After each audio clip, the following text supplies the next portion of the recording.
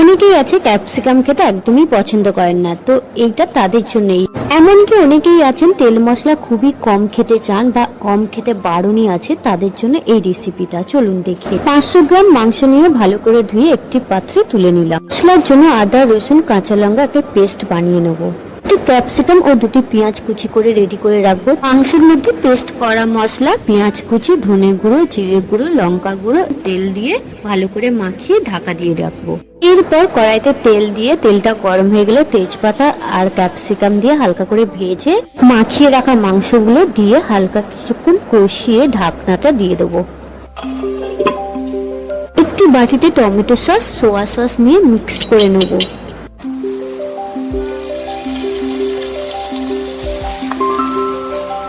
মাংসটা ভাজা ভাজা হয়ে আসলে তার মধ্যে আমি সসটা দিয়ে কিছুক্ষণ নাড়াচাড়া করে গরম মশলা দিয়ে আর ধনেপাতা ছড়িয়ে দিলাম।